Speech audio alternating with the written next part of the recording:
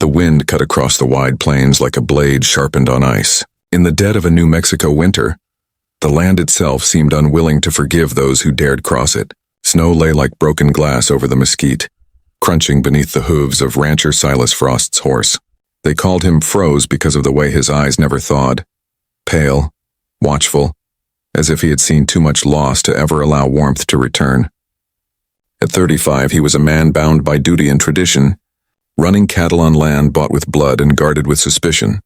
He had sworn to his father never to cross certain lines, never deal with outlaws, never share water with Indians, never take in strays that would burden the ranch. Out here, tradition was not just a code, it was survival. Yet as he rode that bitter night, following a trail of blood through the drifts, he felt the weight of those promises pressing against his ribs. It was near the arroyo where he saw her. A figure collapsed against a half-dead cottonwood, bound at the wrist with coarse rope, her black hair tangled with snow, her lips trembling blue. She was Apache, no more than 20, with proud cheekbones and eyes that still sparked even as frostbite bit at her skin. Someone had tied her to die slow, either as punishment or warning. "Please," she whispered, her voice raw, cracked, but carrying the weight of desperate dignity. "I am begging you." "Untie it." Froze stopped dead in the saddle. The breath from his horse hung heavy in the air, and for a moment he could hear his father's voice as real as the wind.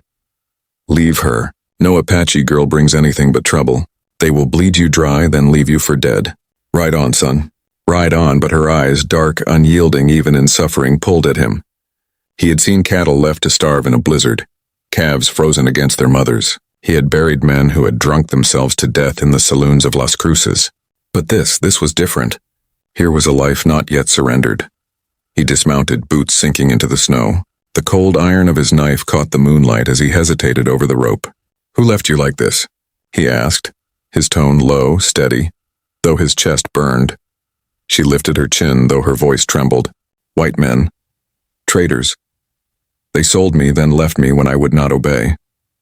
A story as old as the West itself, he thought bitterly. Women stolen, sold, discarded when they broke the rules of men. And yet in her defiance there was no begging for pity, only the demand to be freed. His hand tightened on the blade. To cut that rope meant breaking tradition. It meant defying his father's ghost, the code of every rancher in the territory, and the whispers that would surely follow. Froze took in an Apache girl. The silence stretched. The snow thickened. The girl's breath grew shallower, and then with one swift motion the knife slid through hemp. The rope fell slack and her hands dropped free. She swayed but did not fall, her eyes, alive, unbroken, locked with his. "You should have left me," she said softly. "Maybe," he answered, his voice colder than the wind, though something within him cracked like thawing ice. "But I didn't."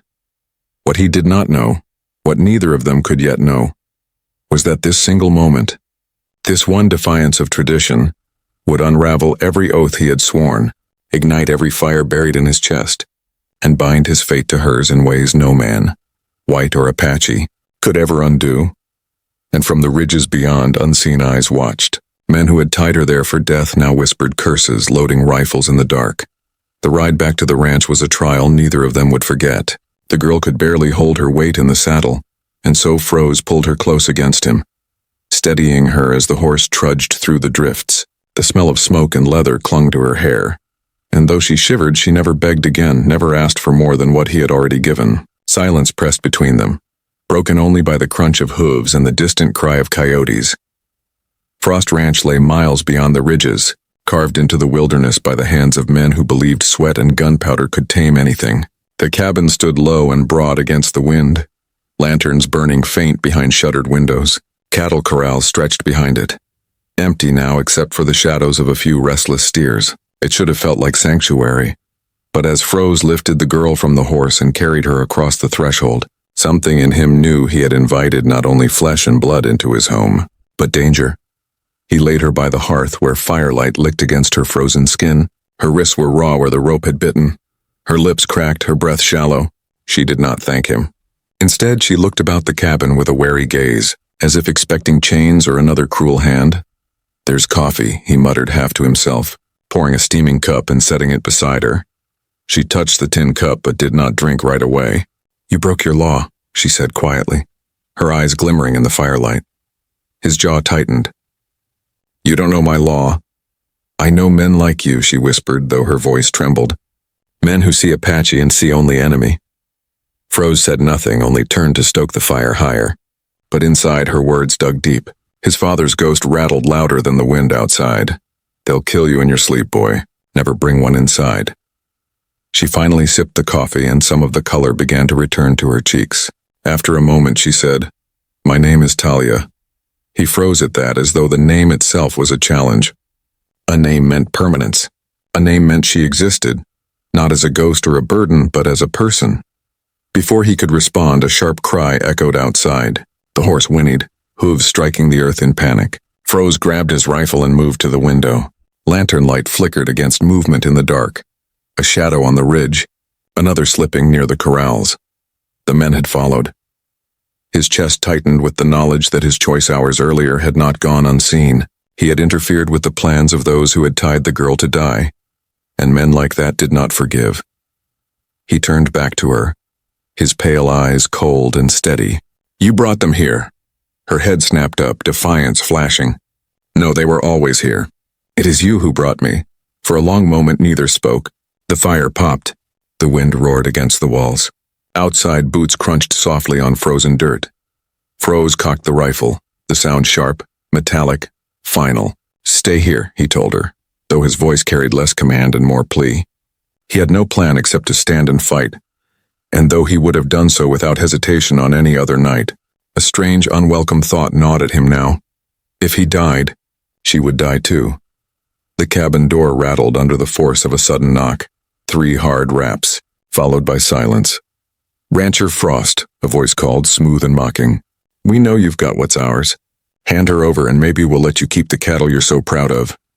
Froze's grip on the rifle tightened. The firelight painted half his face in shadow, his jaw set hard as stone. Talia rose unsteadily to her knees, her hair falling like dark curtains around her face. She whispered, barely audible, "If you give me to them, they will kill me slow. But if you do not, they will kill you." He should have hesitated.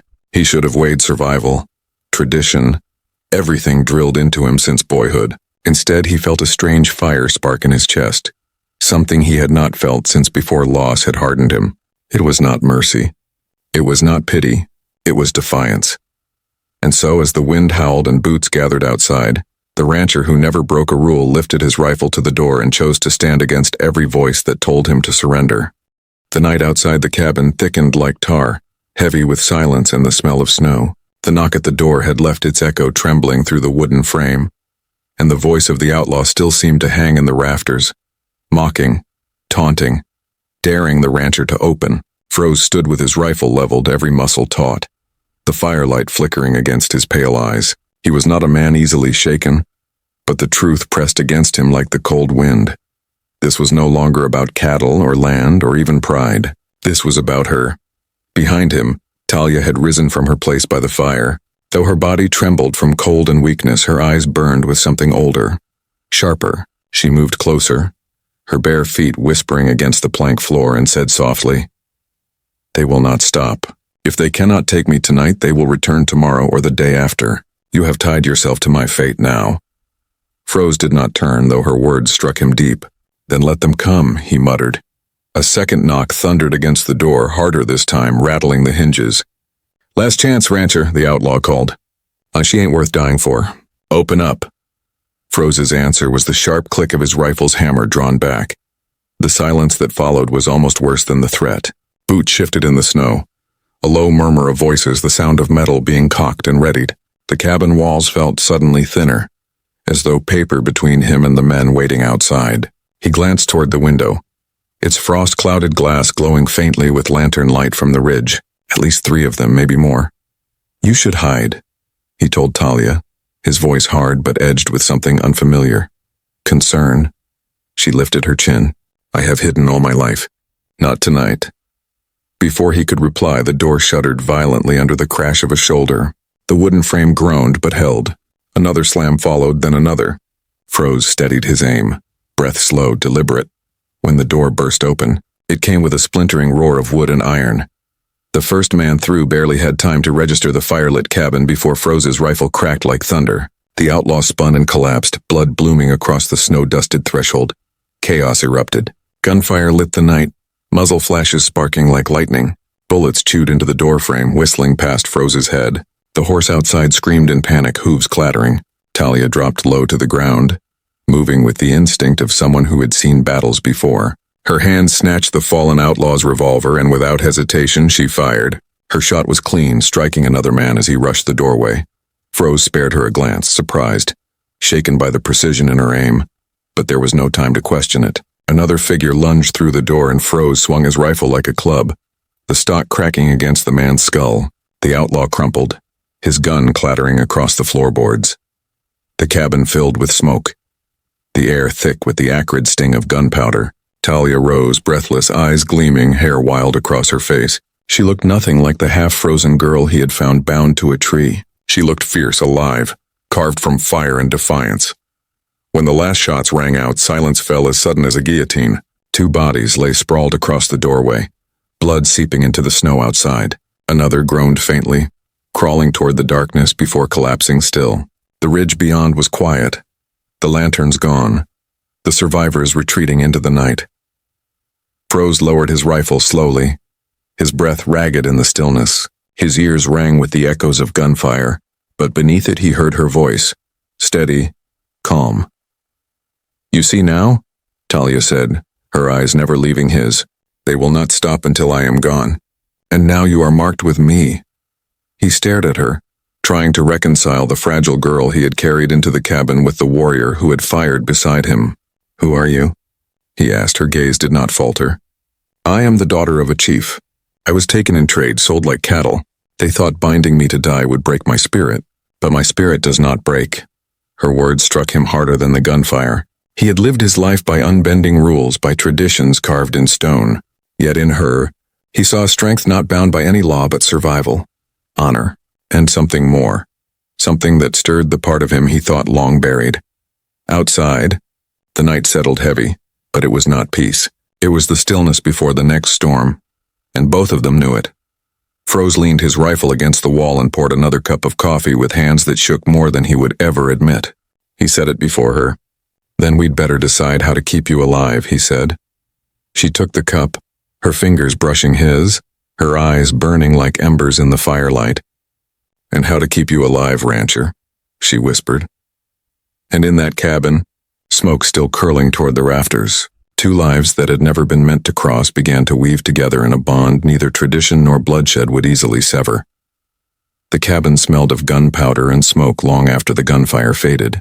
Bodies had been dragged from the doorway, their blood melting dark patches in the snow. The silence that followed was heavy, broken only by the groaning timbers of the cabin walls against the winter wind. Inside, the fire burned low, its glow casting long, restless shadows. Froze sat by the hearth with his rifle across his knees, eyes fixed on the flames but seeing only the weight of what he had done. He had killed men before. Rustlers, raiders, those who'd tried to take what wasn't theirs. But this felt different. This fight had not been about cattle or ranch land or even the stubborn pride that marked every man of the frontier. No, this had been about her, about a girl he should have left to the snow yet could not. Talia moved quietly around the cabin, tending the wounds on her wrists with strips of cloth torn from one of his old shirts. Though her body bore the marks of suffering, her movements carried a grace that unsettled him. There was no fear in her now, no weakness. She carried herself with the certainty of someone born to survive storms fiercer than bullets. When she finally sat across from him, their eyes met across the firelight. "You should have let them take me," she said softly, though her voice carried no regret, only truth. Froze's jaw clenched. "And watch them kill you?" "Better me than you," she replied. The words cut sharper than any blade. He was a man raised to believe in sacrifice, in duty, in traditions that placed land and family above all else. But something in her eyes, dark and unwavering, struck at the cracks in that foundation. She was not asking for his protection nor offering thanks. She was telling him that his life, his survival mattered more than hers, and he hated the way part of him wanted to argue, to tell her she was wrong. He poured 2 cups of coffee, setting one before her. Their hands brushed as she reached for it. Her fingers were cold, but her gaze burned. "What happens now?" she asked. "Now?" he echoed, staring into the cup as though it might hold an answer. "Now we wait. They'll come back. Men like that don't forgive being beaten. She nodded slowly, as if confirming what she already knew. Then, after a pause, she said, "You should know the truth of me. If you keep me here, you should know what they hunt." He looked up sharply. Her voice softened, carrying the weight of memory. "I am Talia, daughter of Chiricahua. My father was a chief. A man who believed in peace, though he carried the scars of war. When he died, our people fractured. Some turned to anger, others to surrender. I was taken by traitors, sold to men who wished to claim me as prize. When I would not bow, they bound me to die." Froze listened in silence, the fire popping between them. He had grown up hearing only one story of the Apache, that they were enemies, raiders, thieves of cattle and blood. But here sat a woman who shattered those tales with every word, every breath. After a long silence, he said, "And if I hadn't cut the rope?" She met his gaze, steady. "Then you would not be sitting here asking questions, and I would be Snow by now." The bluntness of it sent a shiver through him. He looked away, his eyes hardening. "The town will hear of this. They'll come knocking with questions I don't care to answer." Talia tilted her head. "And what will you tell them?" Froze took a long breath. "That's what I don't know." For the first time since he had found her, her lips curved in the ghost of a smile. "Then tell them nothing. Men fear what they do not understand. Let them fear." Outside, the wind howled, carrying with it the sound of distant hooves. Froze stiffened, listening. But it was not outlaws this time. No, this was slower, heavier. The sound of a rider from town, perhaps a neighbor, perhaps worse. Word traveled fast in the frontier, faster than a man could ride. Talia rose and moved to the window, peering out between the frost. Her silhouette in the lamplight was proud, unyielding, her hair falling loose like a banner. "Whoever it is," she said, "they will ask why I am here, and you must decide again." Again. The word rang in him like a bell. He had already broken tradition once, now standing at the edge of another choice. He wondered how many times a man could defy his own law before he became something else entirely. The horse outside whinnied, and the sound of boots crunching snow drew closer. Froze gripped his rifle, his heart pounding with the knowledge that the fight inside his cabin had been only the beginning. The knock at the door carried no malice, yet it shook Froze harder than the pounding fists of the outlaws. Because he knew this sound. It was the deliberate, measured rap of a man who considered himself righteous. A neighbor, maybe, or worse, the sheriff. He rose from his chair slowly, rifle still in hand. Talia stood behind him, her dark eyes watchful, her hand resting lightly on the revolver she had claimed during the fight. Her breath was steady, but her body coiled like a bowstring. "Stay back," Froze muttered. He opened the door just a crack, enough to see the man outside. Snow swirled around a broad figure in a thick coat, a lantern swinging from one hand, the other resting easy on a revolver at his hip. It was Sheriff McCrae, a man of iron jaw and colder eyes, the kind of lawman who believed peace was best kept with a bullet. "Evening, Frost," McCrae said, his tone too casual, too practiced. "Heard some noise up this way. Gunfire by the sound of it. Figured I'd see if your cattle was safe." Froze forced his jaw to unclench. "Cattle's fine." The sheriff tilted his head, eyes narrowing as if measuring the weight of the air between them. "That's so. Strange then that two bodies are cooling down by your gate." Froze's grip tightened on the rifle. "Outlaws. They came looking for trouble. They found it." McCrae leaned forward slightly, the lantern light glinting against his weathered face. "And just what kind of trouble would outlaws be finding here, Frost? You hiding something?" Behind him, Talia shifted. He felt it rather than saw it. Her presence, the way her silence filled the cabin. He knew that if McCrae's eyes wandered even an inch past the threshold, he would see her, and then the night would bleed into something far worse. "I don't hide what's mine," Froze said at last, his voice calm but edged with steel. McCrae studied him a moment longer, then gave a tight nod. "Well, you know how it is. Men talk. Talk spreads fast in these parts. Don't let it spread to something you can't hold, Frost." With that, the sheriff turned, his boots crunching through the snow as he mounted his horse. The lantern swung once more before vanishing into the dark. Froze closed the door slowly, leaning his weight against it, the silence inside deafening. Talia stepped forward. "He knows," she said simply. "Maybe," Froze muttered. "But maybe knowing and proving are two different things." She studied him for a long moment, then said, "Why not tell him? You would be free of me then. No more danger. No more whispers." He looked at her sharply. "Is that what you want?" She shook her head, the firelight catching in her hair. I want to live, but I will not beg again. The word struck something deep in him, a place he had kept locked away for years. He had buried a wife once, long ago, a woman taken by fever, leaving him with nothing but empty land and colder eyes. Since then, he had promised himself never again to feel, never again to open his heart to risk. And yet here was this Apache girl, fierce and unyielding, unraveling him with every word she spoke. The days that followed were quiet, but heavy with unspoken tension. The ranch was scarred by the fight. Blood still stained the snow by the corrals, the cabin door hung crooked on its hinges. But it was not the outlaws that troubled him most. It was the weight of the eyes he could not see. Neighbors would ride past and slow their pace, tipping their hats stiffly, their stares lingering too long on the ranch house. Women at the general store would whisper when he walked in, their voices carrying like the hiss of snakes.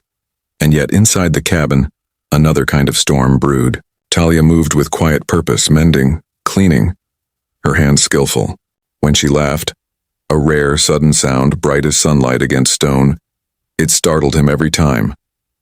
He would find himself watching her, noticing the way the fire painted her face, the way her strength seemed to make the cabin less empty, less cold. One night as the snow fell heavy outside, she sat by the hearth weaving strips of cloth into something he could not name. He leaned against the table, arms crossed, his eyes fixed on her hands. "Why did you really save me?" she asked suddenly, not looking up. The question struck him harder than any bullet. He opened his mouth, but the words would not come. He thought of tradition, of his father's voice, of the rules he had broken, but none of that felt true anymore. At last he said, "Because I couldn't ride on." Her hands stilled. She lifted her gaze to his, and in that silence something passed between them. Something raw, something dangerous, something alive. Before either could speak again, the distant echo of gunfire shattered the night. Not close, but not far either. A warning shot, perhaps, or a message. Froze moved to the window, scanning the ridges, his rifle already in hand. "They're not done," he said quietly. Talia rose, standing beside him, her face calm but resolute. "Then neither are we." The last days of winter bore down like an iron weight. The sky hung low and gray, heavy with snow that refused to fall, as though the heavens themselves held their breath. The ranch stood in uneasy silence, smoke curling from the chimney, the scars of the fight still carved into the doorframe. Inside, Froze and Talia lived in a fragile rhythm. Mornings filled with the simple labor of survival, nights with the quiet hum of the fire, and the unspoken words that thickened between them. Yet beyond the ranch, the storm gathered. The men who had bound Talia to die had not vanished. They had licked their wounds, counted their dead, and sworn vengeance. Whispers carried into town, and with them came unease. Neighbors spoke of the rancher who had taken in an Apache girl, of blood spilled in the snow, of what such a union might mean for peace in the valley. Some voices called for justice, others for caution, but all agreed. Frost Ranch had become a place of trouble. The sheriff returned first, riding with 2 deputies, his lantern swinging like a warning star. He dismounted at the gate, his boots crunching the frozen earth, his jaw set with grim certainty. "Frost," McCrae called, his voice cutting through the cold. "We've heard enough to know what you're harboring. Bring her out." Froze stood in the doorway, rifle in hand, Talia just behind him. His pale eyes burned like ice. "She's not yours to take." McCrae's face hardened. "You think you can stand against the law, against the town for her? She ain't one of us, Frost. You know what that means." The words struck like stones, but Froze did not waver. "I know she's alive, and I know I won't hand her to the men who tied her to die." Talia stepped forward then, her voice calm but sharp as steel. "Your law let them bind me. Your silence let them trade me. Do not speak to me of justice." The deputies shifted uneasily, glancing at their sheriff. McCrae's jaw worked, his hand twitching near his revolver, but something in Talia's gaze, fierce, unbroken, seemed to hold him at bay. And then came the thunder of hooves. From the ridges poured the outlaws, rifles gleaming, lanterns swinging like angry fireflies in the night. More than a dozen of them, their shouts carrying across the snow.